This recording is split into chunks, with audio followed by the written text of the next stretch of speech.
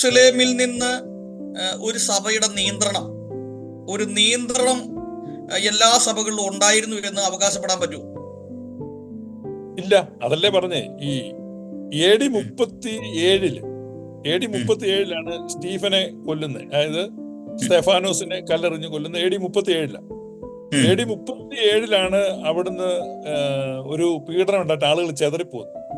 അപ്പൊ യെരുശലേമിന് പുറത്തേക്ക് സഭ സ്പ്രെഡ് ചെയ്യുന്ന AD 37 അന്ത്യോക്യയിൽ സഭ സ്ഥാപിക്കപ്പെട്ടു. അതുകൊണ്ടാണ് അന്ത്യോക്യൻ സഭാസ്ഥാപനം AD 37 ഈ പറയുന്നത്. കാരണം ചിതറിപ്പോയവർ അവിടുന്ന് പോവുകയും അന്ത്യോക്യയിൽ ഒരു ക്രിസ്ത്യൻ കമ്മ്യൂണിറ്റി രൂപപ്പെടുകയും ചെയ്തു. അപ്പൊ ഫസ്റ്റ് ഓഫ് ഇറ്റ്സ് കൈൻഡ് ആന്ത്യോക്കാണ്. അപ്പൊ അന്ത്യോക്യാണ് ആദ്യത്തെ സഭ. യെരുശലേമിലെ സഭ അന്ത്യോക്യയിൽ വെച്ചാണ് ക്രിസ്ത്യാനികൾ എന്ന പേരുണ്ടാകും. ശരിയാ, അന്ത്യോക്യയിലാണ് ക്രിസ്ത്യ സഭ ഉണ്ടാകുന്നത്, യെരുശലേമിലല്ല. യെരുശലേമിൽ ഉണ്ടായപ്പോ അതൊരു ജൂയിഷ് സെക്ട് ആയിരുന്നു. അന്ത്യോക്യയിലേക്ക് വരുമ്പോ അത് ഒരു ക്രിസ്തീയ സഭയായി മാറുകയാണ്. ജെറുസലേമിൽ നിന്ന് മാറി. കാരണം എന്താണെന്ന് വെച്ചാൽ ഈ യഹൂദന്മാരുടെ പരമ്പരാഗത ചിന്താഗതിയാണ് ആരാധന ജെറുസലേമിലായിരിക്കണം. അപ്പൊ നിങ്ങൾ പറയുന്നു ആരാധിക്കേണ്ടുന്ന സ്ഥലം ജെറുസലേമിലാണ്. അപ്പൊ യേശു പറയുന്നുണ്ട്, സ്ത്രീയെ എന്റെ വാക്ക് വിശ്വസിക്കുക, ആരാധിക്കുന്ന ആ മലയിലുമല്ല ഈ മലയിലുമല്ല ജെറുസലേമിലുമല്ല എന്നുള്ള നാഴിക വരും. അപ്പം ഗെരിസീം മലയൊക്കെ അവിടെ നിപ്പുണ്ട്. അപ്പൊ ശമരിയക്കാരുടെ മലയുണ്ട്, ആ മലയിലുമല്ല ഈ മലയിലുമല്ല. യെരുശലേം ദേവാലയം ഒരു മലയിലാണ് ഇരിക്കുന്നത്. അപ്പൊ ഈ ശമരിയക്കാറ്റ് സ്ത്രീയോട് യേശു പറയണം, ആ മലയിലുമല്ല ഈ മലയിലുമല്ല യെരുശലേമിലുമല്ല. അതല്ലാതെ ഒരു ആരാധന വരാൻ പോവാണ്. അതാണ് ആത്മാവിൽ സത്യത്തിലുമുള്ള ആരാധന. അപ്പൊ ഈ ആത്മാവിൽ സത്യത്തിലുമുള്ള ക്രിസ്തീയ ആരാധന ആരംഭിക്കുന്ന അന്ത്യോക്യയിലാണ്. അപ്പൊ യെരുശലേം എന്ന് പറഞ്ഞാൽ അത് യഹൂദ മതത്തിന്റെ നിഴലിൽ നിന്ന ഒരു കമ്മ്യൂണിറ്റി ആയിരുന്നു. അതാണ് ഈ എബ്രായ ലേഖനത്തിൽ ഒരു വാക്യമുണ്ട്, മുൻകൂടാരം നിൽക്കുന്നിടത്തോളം വിശുദ്ധ മന്ദിരത്തിലേക്കുള്ള വഴി വെളിപ്പെടുന്നില്ല.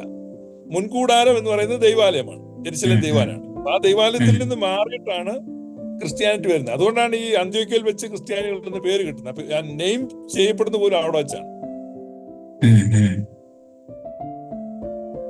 അപ്പം അതിൻ്റെ അകത്ത് ഒരു ക്ലിയർ വന്നു. അതായത് ഇപ്പൊ യെരുശലേമിൽ തന്നെ ലോകത്തിലുള്ള സഭയിൽ നിന്ന് ജെറുസലേമാണ് അതിന്റെ ഒരു കേന്ദ്രമെന്നും, അല്ലെങ്കിൽ അവിടെ കാലാകാലങ്ങളിൽ ഈ ലോകത്തിന്റെ നാനാഭാഗങ്ങളിലേക്ക് ചിതറിപ്പോയിട്ടുള്ള സുവിശേഷകർ അവിടെ റിപ്പോർട്ട് കൊടുക്കേണ്ടതായിട്ടുള്ള ഒരു ആവശ്യകതയോ അല്ലെങ്കിൽ ജെറുസലേമിൽ നിന്നൊരു നിയന്ത്രണമോ ആവശ്യമില്ലായിരുന്നു.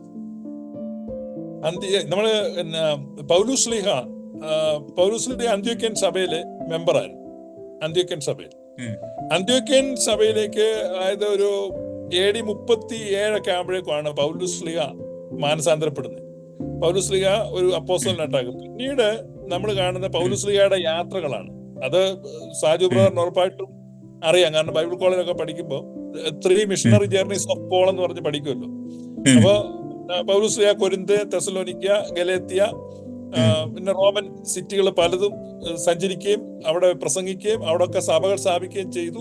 അപ്പൊ ഓരോ മിഷണറി ജേർണി കഴിയുമ്പോഴും പൗലോസ്ലീഹ തിരിച്ചു വരുന്നത് അന്ത്യോക്യയിലേക്കാണ്.